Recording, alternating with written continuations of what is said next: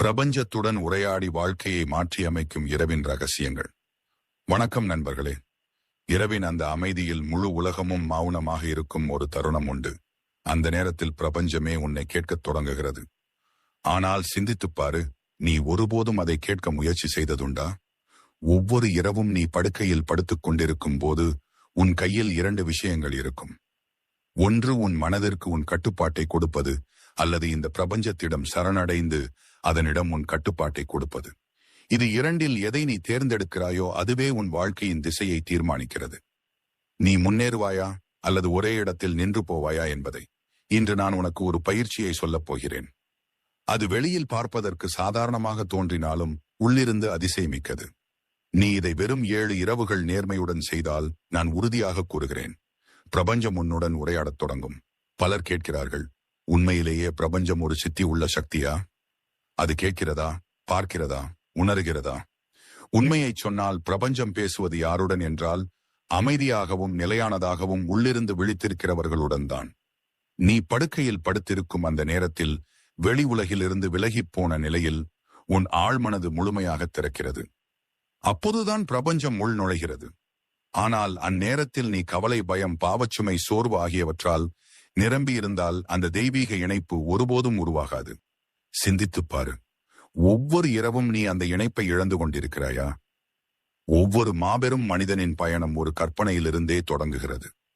நீ படுக்கையில் படுத்தபடி கண்களை மூடி நீ விரும்பும் வாழ்க்கையை பார்ப்பதோடு அது உண்மையாக நடந்து கொண்டிருக்கிறது என உணர ஆரம்பித்து விட்டால் அது உன் ஆழ்மனதிற்கு நீ உத்தரவிடுகிறாய் என்றுதான் பொருள். பிரபஞ்சம் அந்த உத்தரவை கைவிட முடியாது.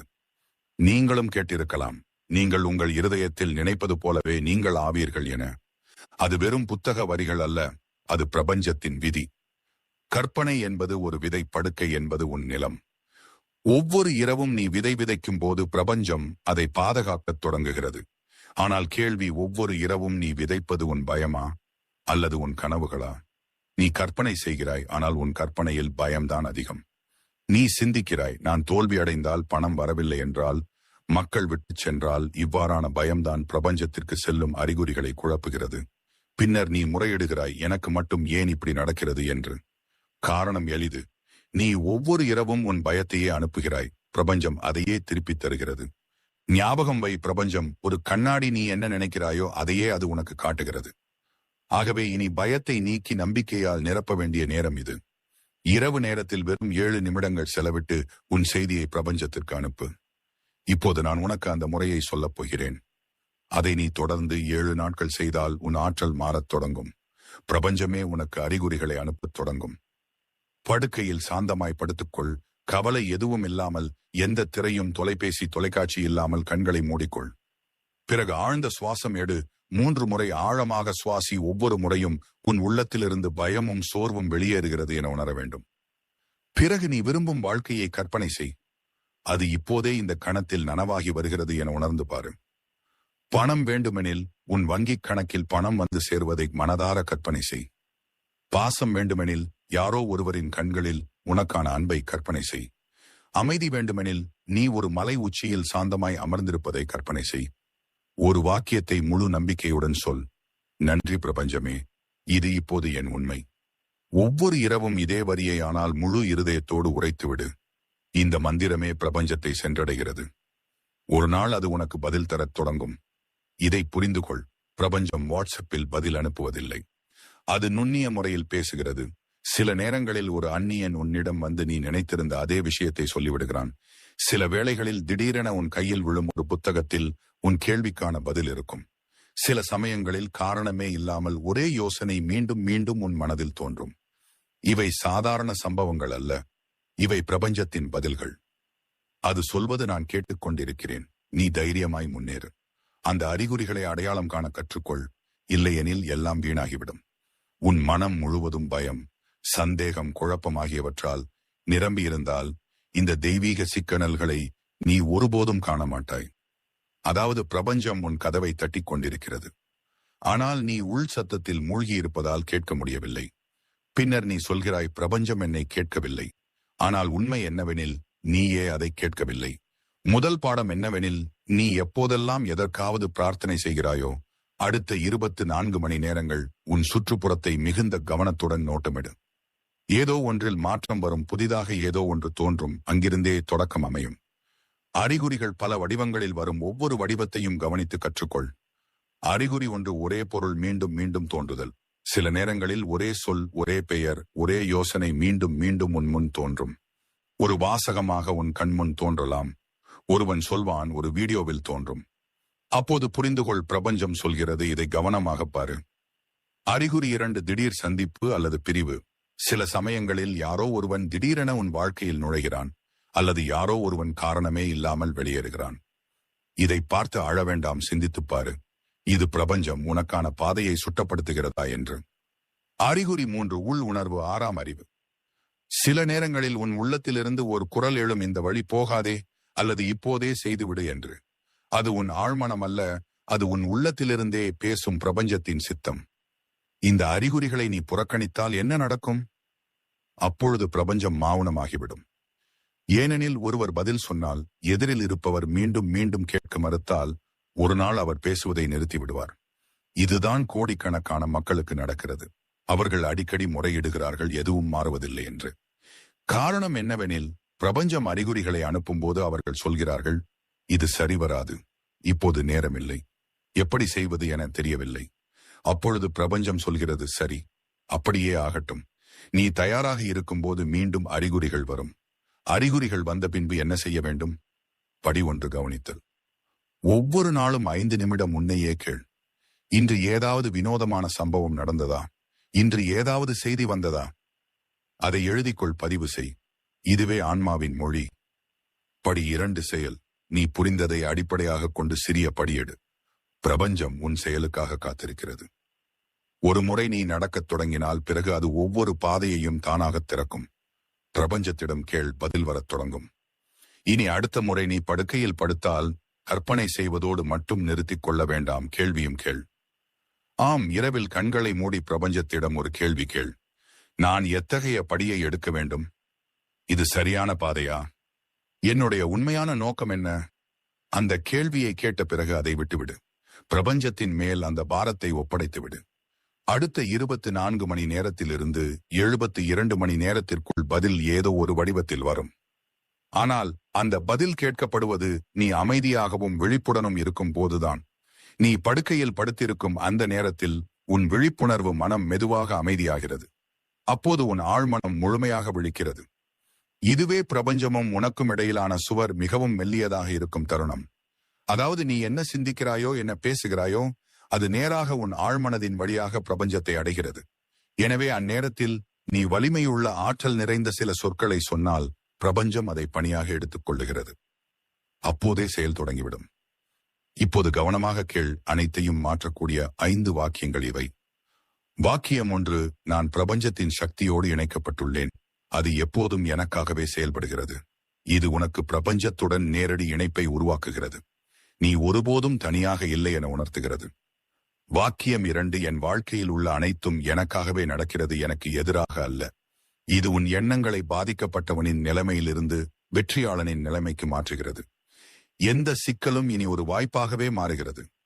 வாக்கியம் 3, என் சிந்தனைகள், என் கற்பனைகள், என் உணர்வுகள், இவை அனைத்தும் என் எதிர்காலத்தை உருவாக்குகின்றன. இது உன்னை நினைவூட்டுகிறது, உன் வாழ்க்கையின் படைப்பாளி நீயே, இதுவே உனது முன்னேற்றத்தின் தொடக்கம். வாக்கியம் 4, என்னிடமுள்ள அனைத்திற்கும், வரப்போகிற அனைத்திற்கும் நான் நன்றியுணர்வுடன் இருக்கிறேன். நீ நன்றியை உணரும்போது பிரபஞ்சம் சொல்கிறது, அவனுக்கு இன்னும் கொடு. வாக்கியம் 5, நான் தயாராக இருக்கிறேன், அதிசயங்கள் என்னை நோக்கி வருகின்றன. இந்த வாக்கியம் உன் உள்ளத்தில் திறந்த ஆற்றல் களத்தை உருவாக்குகிறது. இப்போது பிரபஞ்சம் உனக்காக கதவை திறக்கிறது. ஆனால் ஞாபகம் வை, வெறும் சொல்வது போதாது, உணர்வதே முக்கியம். ஒவ்வொரு சொல்லோடும் உணர்ச்சியை இணைத்துக்கொள். நீ யாரோ ஒருவரிடம் பேசுவது அல்ல, நேரடியாக பிரபஞ்சத்தோடு பேசுகிறாய் என உணர்ந்து கொள். நீ நான் தயாராக இருக்கிறேன், அதிசயங்கள் என்னை நோக்கி வருகின்றன என்று சொல்வது உள் ஆழத்திலிருந்து அதை வாழ்ந்து காட்டுவதற்கு சமமாக இருக்க வேண்டும். உன் நரம்புகளில் உணர்ந்து பாரு, உண்மையாகவே ஒரு அதிசயம் உன் கதவின் முன் வந்து நின்றது போல. நீ இதை தினமும் செய்யத் தொடங்கினால் உன் ஆழ்மனம் புதிய நிலை ஆக்கத்தில் இயங்கத் தொடங்கும். உனக்கு தேவைப்படும் அந்த சம்பவங்கள், அந்த வாய்ப்புகள், அந்த மனிதர்கள் அனைத்தும் உன்னிடமே ஈர்க்கப்படத் தொடங்கும். மெதுவாக ஒவ்வொரு நாளும் ஒவ்வொரு வாரமும் உன் முழு விதியும் அமைதியாகவும் ஆழமாகவும் மாறத் தொடங்கும். பின்னர் நீயே சொல்வாய், முன்பு நான் பிரபஞ்சத்தை தேடினேன், இப்போது அது என்னை தேடுகிறது. பலர் இந்த வாக்கியங்களை இயந்திரமாய் உச்சரிக்கிறார்கள். உருக்கமும் இல்லை, நம்பிக்கையும் இல்லை. அப்பொழுது என்ன நடக்கும்? எதுவும் இல்லை. பிரபஞ்சம் கேட்பது யாருடைய குரலை எனில் உள்ளிருந்து நேர்மையாகவும் ஆற்றலுடன் கூடியவனுடைய குரலையே. அதனால்தான் ஒவ்வொரு வாக்கியத்திற்கும் முன்பு ஒரு ஆழ்ந்த சுவாசம் எடு, மனதை அமைதியாக்க, பிறகு சொல்.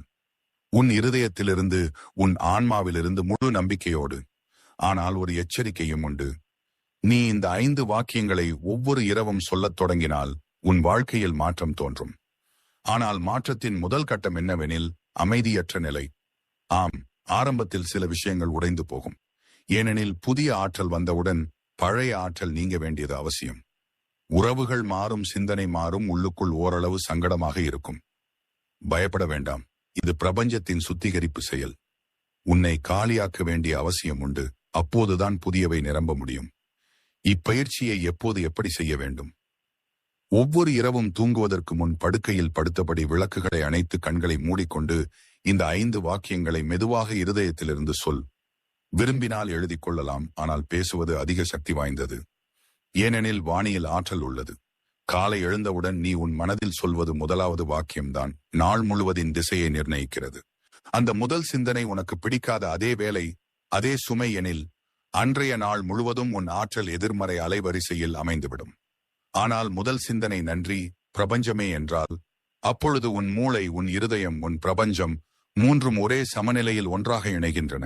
ஒவ்வொரு காலையும் விழித்தவுடன் நீ 3 சொற்களை சொல்ல வேண்டும். நன்றி பிரபஞ்சமே. எவ்வளவு எளிது! ஆம், ஆனால் இதன் சக்தி எந்த மந்திரத்திற்கும் குறைவில்லை. நீ தூக்கத்திலிருந்து விழித்தவுடனேயே இந்த 3 சொற்களை சொன்னால் பிரபஞ்சம் புரிந்து கொள்கிறது. இந்த மனிதன் விழித்தவுடனேயே என்னை நினைக்கிறான். இதன் கவனம், இதன் ஆற்றல், இதன் உணர்ச்சி அனைத்தும் நேர்மறை. எனவே இதற்கு இன்னும் கொடு, இதன் வாழ்க்கையை நிரப்பிவிடு என கூறுகிறது.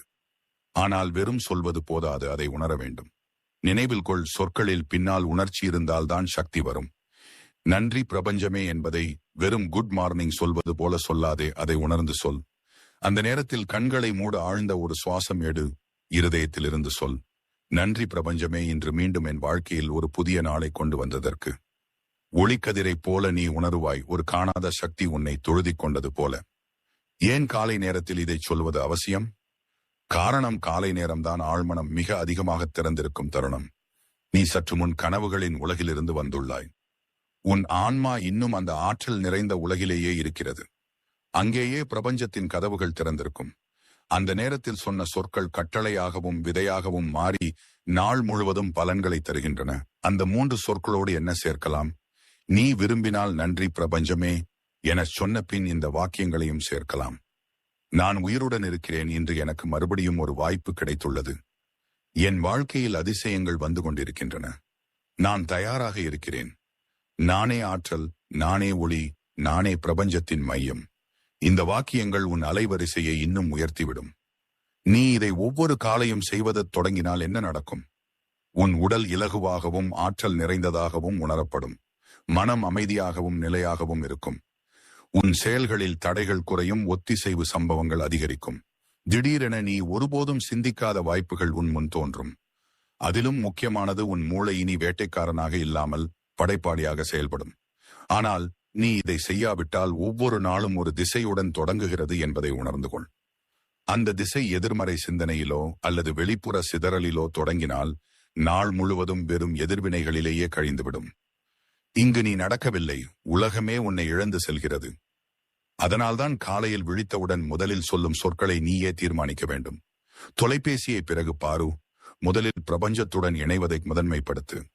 கற்பனை என்பதன் அர்த்தம் என்னவெனில், நீ விரும்பும் வாழ்க்கையை அது இப்போதே உன் முன் நிஜமாக நடந்து கொண்டிருக்கிறது போல காண்பதே. உதாரணமாக, நீ கோடீஸ்வரனாக விரும்புகிறாய் எனில் கண்களை மூடி நீ காசோலைக்கு கையெழுத்திடுகிறாய் என்று கற்பனை செய். நீ ஒருவரை சந்திக்க விரும்புகிறாய் எனில் அவர் உன் முன் நின்று உன்னோடு பேசுகிறார் என கற்பனை செய். உன் கனவு மேடையில் நிற்கிறது தான் எனில் மக்கள் உனக்காக கைத்தட்டி உன் பெயரை முழங்குகிறார்கள் என கற்பனை செய். கற்பனை என்பது வெறும் கனவு அல்ல, அது எதிர்காலத்தின் பயிற்சி. பிரபஞ்சம் உன் சொற்களை கேட்பதில்லை. உன் உள்ளார்ந்த காட்சிகளிலிருந்தே சிக்னல் பெறுகிறது. நீ கற்பனை செய்யும் போது உன் அலைவரிசை மாறுகிறது. அந்த அலைவரிசை உன் விருப்பம் ஏற்கனவே இருக்கும் இடத்துடன் இணைந்ததும் பிரபஞ்சம் சொல்கிறது, இவன் பொருந்திவிட்டான், இப்போது இதற்கு அவன் கேட்டதை அனுப்பு. அறிவியல் ஆய்வுகளும் இதையே சொல்கின்றன. நாம் எதையாவது மீண்டும் மீண்டும் கற்பனையில் காணும்போது மூளை அதை உண்மையாகவே ஏற்றுக்கொள்கிறது. மூளைக்கு பிரித்தறியவது கடினம். இது உண்மையில் நடக்கிறதா அல்லது கற்பனையிலா என்று. கற்பனை செய்யும் போது நினைவில் கொள்ள வேண்டிய விதிகள். விதி ஒன்று, எதிர்காலத்தில் காணாதே. ஒரு நாள் நான் செல்வந்தனாகுவேன் என்று சொல்லாது. அதற்கு பதிலாக நான் செல்வந்தன் தான் இப்போதே இந்த கணத்தில் என்று சொல். கற்பனை செய்யும் போது எதிர்கால நிலையை அல்ல, நிகழ்கால நிலையையே உருவாக்க வேண்டும். விதி 2 பார்க்காமல் வாழ்ந்து பாரு. வெறும் கற்பனைக்குள் காண்பது போதாது. நீ காணும் அனைத்தும் உண்மையில் நடக்கிறது என உணர வேண்டும். உன் இருதயம் துடிக்க வேண்டும். முகத்தில் புன்னகை மலர வேண்டும். உடலில் சிலிர்ப்பு தோன்ற வேண்டும்.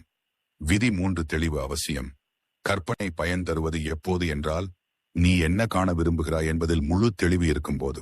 எனக்கு மகிழ்ச்சி வேண்டும் என்று சொல்லாதே, அதற்கு பதிலாக நான் எனக்கு பிடித்த வேளையில் அமர்ந்து சிரித்துக் கொண்டு மக்களை தூண்டி எழுப்புகிறேன் என்று தெளிவான காட்சியை உருவாக்கு. இதை செய்ய மிகவும் சிறந்த நேரம் காலை விழித்ததும் இரவு தூங்குவதற்கு முன்பும். ஏன் அந்த நேரம்தான் உன் ஆழ்மனம் மிக திறந்திருக்கும் தருணம். நீ பாதியாக விழித்தும் பாதியாக தூங்கியும் இருக்கும் அந்த நிலையில்தான் பிரபஞ்சத்துடன் இணைப்பு எளிதாகும். அப்போது நீ காணும் அனைத்தும் எந்த தடையுமின்றி நேராக பிரபஞ்சத்தை அடைகிறது. கற்பனையின் படிப்படியான நடைமுறை படுக்கையில் படுத்தபடி படி 1 கண்களை மூடு. படி 2 ஆழ்ந்த சுவாசங்களை 3 முறை எடு. படி 3 உன் மனத்திரை மீது அந்த காட்சியை வரைவாய். படி 4 அது இப்போதே நிஜமாக நடந்து கொண்டிருக்கிறது என உணர். படி 5 நிமிடங்கள் முழுமையாக அந்த காட்சிக்குள் உன்னை வைத்திரு. படி 6 முடிவில் சொல், நன்றி பிரபஞ்சமே, இது எனக்காகவே முன்பே தீர்மானிக்கப்பட்டது. வெறும் 5 நிமிட கற்பனையே உன் எதிர்காலத்தை வடிவமைத்துவிடும். மக்கள் ஏன் கற்பனையில் தோல்வி அடைகிறார்கள்? அவர்கள் வெறுமையாக சிந்திக்கிறார்கள், ஆனால் உணர்வதில்லை. கற்பனை செயல்பட உன் உணர்ச்சிகள், உன் நம்பிக்கை, உன் நோக்கம், இந்த 3ம் சேர்ந்து இருக்க வேண்டும். அதிலும் பெரிய தவறு என்னவெனில், கற்பனை செய்த பின் பலர் சந்தேகப்படத் தொடங்குகிறார்கள். உண்மையில் நடக்குமா? நான் பயிற்சி ஆகிறேனா என்று அதிலிருந்தே ஆற்றல் உடைந்து விடுகிறது. வெற்றியின் மிகப்பெரிய கதைகள் அனைத்தும் கற்பனையிலிருந்து தொடங்கியவையே. ஜிம் கேரி தன்னிடமே $1 மில்லியன் காசோலையை எழுதி கொண்டு தொடர்ந்து கற்பனை செய்தார். பின்னர் அதே தொகை அவருக்கு கிடைத்தது. விராட் கோலி, தோனி மற்றும் பல வீரர்கள் தங்களின் வெற்றி, ரன்கள், கோப்பைகள் ஆகியவற்றை மனக்கண்ணில் முன்னமே உருவாக்கிக் கொள்வார்கள். Oprah Winfrey, Arnold Schwarzenegger, Will Smith அனைவரும் கற்பனையை மிகப்பெரிய வெற்றி கருவி என கருதியுள்ளனர். அவர்கள் செய்ய முடிந்தால் நீ ஏன் செய்ய முடியாது? நீ வெறும் கற்பனை செய்தாலே நல்லது. ஆனால் அதோடு நன்றியுணர்வையும் சேர்த்துவிட்டால் அது மிகவும் நல்லது. கற்பனை செய், அதன் பின் சொல், நன்றி பிரபஞ்சமே, இது எல்லாம் ஏற்கனவே என் வாழ்க்கையில் வந்துவிட்டது. அப்பொழுது பிரபஞ்சத்துக்கு வேறு வழியில்லை. நீ கண்டதை உனக்கு தர வேண்டிய கட்டாயத்தில் அது இருக்கும். இன்றே இந்த பயிற்சியை தொடங்கு. இன்றிரவு படுக்கையில் படுத்தபோது கண்களை மூடி கற்பனை செய். நீ உன் கனவுகளின் இடத்தில் இருக்கிறாய். நீ கற்பனை செய்தவர்கள் உன் அருகில் உள்ளனர். நீ மகிழ்ச்சியோடும் வெற்றியோடும் அமைதியோடும் இருக்கிறாய். பிறகு சொல், நன்றி பிரபஞ்சமே, நான் தயாராக இருக்கிறேன். இது இரவின் நேரம். நீ படுக்கையில் படுத்திருக்கிறாய். வெளியில் அமைதி நிலவுகிறது. உன் மனமும் சற்றே சோர்ந்து போயிருக்கிறது. ஆனால் உனக்கு தெரியவில்லை. இதுவே அந்த தருணம். அப்போது உன் சொற்கள் பிரபஞ்சத்தின் கட்டளையாக மாறக்கூடியவை. ஆம், நீ சரியாக கேட்டாய். இரவில் தூங்குவதற்கு முன் சொன்ன வார்த்தைகள் மிக வலிமையானவை. அவை உன் ஆழ்மனதிற்குள் சென்று உன் விதியையே மாற்றிவிடுகின்றன. இது ஒரு கற்பனை கதை அல்ல, இது பிரபஞ்சத்தின் நேரடி விதி. இறுதி சொற்கள் தெய்வீக கட்டளைகளாக மாறுகின்றன. இப்போது கேள்வி, நீ இரவில் தூங்குவதற்கு முன் என்ன சொல்கிறாய்? என்னிடம் எதுவும் இல்லை, நாளை என்ன ஆகுமோ தெரியவில்லை, வாழ்க்கையே வீண் என்று சொல்கிறாயா? அப்படி சொன்னால் நீயே உன் விதியை அழித்து வருகிறாய். ஆனால் நீ தூங்குவதற்கு முன் சில அதிசயமான சொற்களை சொன்னால், மறுநாள் காலை வருவதற்குள் பிரபஞ்சமே இயக்கத்தில் நுழைந்துவிடும். இரவின் நேரம் மிக புனிதமான தருணம். நீ தூங்கப் போகும் அந்த கணத்தில் உன் மனம் ஒரு தனித்துவமான நிலைக்கு செல்கிறது. அதை ஆல்பா முதல் தீட்டா நிலை என்கிறார்கள். அப்போது உன் விழிப்புணர்வு அமைதியாகி விடுகிறது. உன் ஆழ்மனம் முழுமையாக திறந்து கிடக்கும். அந்த நேரத்தில் நீ சொல்லும் வார்த்தைகள் நேராகவே பிரபஞ்சத்திற்கும் உன் ஆழ்மனதிற்கும் செல்கின்றன. அதாவது நீ தூங்குவதற்கு முன் சொல்வதுதான் மறுநாளின் அடித்தளமாகிறது. பிரபஞ்சம் எப்படி கேட்கிறது? உன் கடைசி சொற்களையே அது கேட்கிறது. நீ நாள் முழுவதும் சந்தித்த சிக்கல்களில் பிரபஞ்சத்துக்கு அதிக ஆர்வமில்லை. ஆனால் நாள் முடிவை நீ எப்படி செய்கிறாய்? எந்த உணர்வில் மூழ்கி உறங்குகிறாய் என்ற சிந்தனையோடு தூங்கச் செல்கிறாய். அதையே அது கவனிக்கிறது. ஏனெனில் உன் கடைசி அலைவரிசை சிக்னலையே பிரபஞ்சம் பிடிக்க வேண்டும். அதுவே இரவு முழுவதும் அதிர்வுகளாய் ஒலிக்கிறது. பிரபஞ்சமும் அதையே அடிப்படையாக கொண்டு செயல்படுகிறது. பலர் தவறாக நினைக்கிறார்கள். நாம் தூங்கிவிட்டோம் என்றால் நாள் முடிந்தது என்று இல்லை. நாள் அங்கேயே தொடங்குகிறது. தூக்கத்திற்கு முந்தைய தருணமே உன் எதிர்காலத்தின் திறவுகோல். அந்த நேரத்தில் நீ உன் அவசர மனதிற்கு கட்டளையிடலாம். பிரபஞ்சத்துக்கு வரைபடம் அனுப்பலாம். உன் முழு விதியின் திசையையே மாற்றிவிடலாம். ஆனால் நிபந்தனை ஒன்று மட்டுமே, நீ சரியான சொற்களை சொல்ல வேண்டும். அப்படியென்றால் தூங்குவதற்கு முன் என்ன சொல்ல வேண்டும்? இப்போது கவனமாக கேள். தூக்கத்திற்கு முன் சொல்ல வேண்டிய மேனிஃபெஸ்டேஷன் மந்திரங்கள். நீ சொல்லும் சொற்களே உன் எதிர்காலத்தை தீர்மானிக்கும். இங்கே சில வாக்கியங்கள் உள்ளன. அவை நேரடியாக பிரபஞ்சத்துக்கு உத்தரவாக செல்கின்றன. நான் முழுமையாக அமைதியுடனும் பாதுகாப்புடனும் இருக்கிறேன். எனது அனைத்து கனவுகளும் நனவாகி வருகின்றன. பிரபஞ்சமே என்னை வழிநடத்திக் கொண்டிருக்கிறது. நான் விரும்பிய வாழ்க்கை நோக்கி முன்னேறிக் கொண்டிருக்கிறேன். நன்றி பிரபஞ்சமே, நான் கேட்டதெல்லாம் ஏற்கனவே எனக்கு கிடைத்துவிட்டது. இந்த சொற்கள் வெறும் மொழி அல்ல. அவற்றில் ஆற்றல் இருக்கிறது, அதிர்வெண் இருக்கிறது, கட்டளை இருக்கிறது. அப்படி இருக்க பயமும் கவலையும் நிறைந்த சொற்கள் ஏன் அழிவை ஏற்படுத்துகின்றன? சிந்தித்துப் பார். நீ தூங்குவதற்கு முன் சொல்கிறாய் எனில், எனக்கு பயமாக இருக்கிறது, என்ன ஆகுமோ தெரியவில்லை, நான் எதையும் செய்ய முடியவில்லை. அப்படியானால் பிரபஞ்சத்துக்கு நீ என்ன அனுப்புகிறாய்? பயத்தின் அலைவரிசையைத்தான். அப்பொழுது பிரபஞ்சம் என்ன செய்கிறது? நீ என்ன அனுப்பினாயோ அதையே திருப்பித் தருகிறேன் என்கிறது. பயம் அனுப்பினாய், இன்னும் பயம். கவலை அனுப்பினாய், இன்னும் கவலை. அதனால்தான் சொற்களுடன் மிகுந்த கவனமாக இருக்க வேண்டும். குறிப்பாக தூக்கத்திற்கு முன். நீ கற்பனை செய்து கொண்டு அதன் பின் சொல்கிறாய் எனில், நான் கற்பனை செய்த அனைத்தையும் ஏற்கனவே பெற்றுவிட்டேன். நன்றி பிரபஞ்சமே, நான் தயாராக இருக்கிறேன். அப்பொழுது நீ வெறும் சிந்திக்கிறவனாய் இருக்கவில்லை, நீ படைக்கிறவனாய் மாறிவிட்டாய். உன் அவசர மனமும் பிரபஞ்சமும் இரண்டும் உன் கட்டளையை ஏற்க தயாராக இருக்கின்றன. நீ அதை தெளிவாகவும் சக்தி வாய்ந்தவையாகவும் சொன்னால், நீ தூங்கிக் கொண்டிருக்கும் போது உன் உடல் ஓய்வு எடுக்கிறது. ஆனால் உன் ஆன்மீக வாசல் திறந்து கிடக்கிறது. இதுவே அந்த நேரம். அப்போது பிரபஞ்சம் உன்னோடு ஆழ்ந்த உரையாடலை நடத்துகிறது. கனவுகளின் வழியாக. இப்போது அந்த கனவுகள் சாதாரண காட்சிகள் அல்ல, அவை அறிகுறிகள், உத்தரவுகள், எச்சரிக்கைகள். ஒவ்வொரு கனவும் ஒரு செய்தி, ஒவ்வொரு உருவமும் ஒரு ரகசியம், ஒவ்வொரு அனுபவமும் ஒரு திசை. ஆனால் கேள்வி என்னவெனில், உனக்கு அவற்றை படிக்க தெரியுமா? பிரபஞ்சம் உனக்கு என்ன காட்டுகிறது என்பதை நீ புரிந்து கொள்கிறாயா? இந்த அத்தியாயத்தில் நீ அறிந்து கொள்வாய். எப்படி கனவில் வரும் அறிகுறிகள் உன் வாழ்க்கையின் திசையை நிர்ணயிக்கின்றன என்பதை. உண்மையில் தூக்கத்தின் நோக்கம் வெறும் ஓய்வு அல்ல, உரையாடல்தான். நீ தூங்கச் செல்லும் போது உன் விழிப்புணர்வு மனம் உறங்குகிறது. ஆனால் உன் அவசர மனம் விழிக்கிறது. அப்பொழுது பிரபஞ்சம் நேரடியாக தொடர்பு கொள்ள வேண்டுமெனில் என்ன செய்கிறது? அந்த இரவிலேயே திறந்து கிடக்கும் கதவினால் நுழைகிறது. அதாவது உன் கனவுகளின் வழியாக. இது ரேடியோவின் அலைவரிசையை பிடிப்பதைப் போலவே நீ எவ்வளவு அமைதியாகவும் திறந்த மனதோடும் செவி கொடுத்து இருக்கிறாயோ அவ்வளவு தெளிவான சிக்னலை பிரபஞ்சம் அனுப்பும். கனவு என்பது பிரபஞ்சத்தின் தெய்வீக மொழி. ஒவ்வொரு கனவும் ஒரு குறியீடு செய்து அவ்வட்டு மொழியே. உதாரணமாக, நீ கனவில் உன்னை பறந்து கொண்டிருப்பதாக கண்டால் பிரபஞ்சம் சொல்கிறது, நீ ஒரு பெரிய எல்லை தாண்ட தயாராக இருக்கிறாய். நீ நீரில் மூழ்கிக் கொண்டிருப்பதை பார்த்தால் பிரபஞ்சம் சொல்கிறது, உன் உள்ளத்தில் ஒரு உணர்ச்சி மிக ஆழமாக அமர்ந்திருக்கிறது, அதை வெளியேற்றிக்கொள். நீ கனவில் ஒரு இறந்தவரை கண்டிருந்தால் பிரபஞ்சம் சொல்லுவது என்னவெனில், ஒரு பழைய நினைவு அல்லது பழக்க வடிவம் இன்னும் செயலில் இருக்கிறது, அதை விட்டுவிடு. நீ ஒளியால் நிரம்பிய பாதையில் நடந்து கொண்டிருப்பதை பார்த்தால் பிரபஞ்சம் சொல்கிறது, நீ தெய்வீக வழிநடத்தலின் பக்கம் நகர்ந்து கொண்டிருக்கிறாய். ஒவ்வொரு கனவும் வெறும் கனவு அல்ல, அது உன் உயர்ந்த பரிணாமத்திற்கும் பிரபஞ்சமும் இடையே நிகழும் உரையாடல். பிரபஞ்சம் அனுப்பும் கனவுகள் 3 முக்கிய வகைகளாகும். ஒன்று, வழிநடத்தும் கனவுகள். உனக்கு ஒரு பாதையை சுட்டிக்காட்டுவதற்காக, உதாரணமாக பாதையை மாற்ற சொல்லுதல், உறவை விட்டுவிட சொல்லுதல், வாய்ப்பை பிடிக்க சொல்லுதல். 2, எச்சரிக்கும் கனவுகள். ஒரு தவறிலிருந்து காக்கவே, உதாரணமாக விழுவது, இருள் சூழ்வது, யாரோ பின்தொடர்வது. 3, முன்னறிவிக்கும் கனவுகள் எதிர்காலத்தை சுட்டிக்காட்டும். உதாரணமாக நீ காணும் ஏதோ ஒன்று உண்மையில் சில நாட்களில் நடந்து விடுவது. இந்த மூன்றையும் அடையாளம் கற்றுக்கொள். இவையே உனக்கான பாதையை காட்டும் வரைபடங்கள். இப்போது கேள்வி, கனவுகள் இவ்வளவு முக்கியமானவை எனில் அவற்றை நான் எப்படி சிந்திக்கலாம்? பதில், ஒவ்வொரு காலை எழுந்தவுடனேயே உன் கனவுகளை எழுதி வைத்துக்கொள். கனவு குறிப்பேட்டை அமைத்துவை. எழுந்தவுடன் செய்ய வேண்டிய முதல் செயல் உனக்கு நினைவில் உள்ள கனவை ஒரே வரியில் எழுதிவிடு. பின்னர் அந்த கனவில் தோன்றிய உணர்வுகளை பதிவு செய். பயம் இருந்ததா?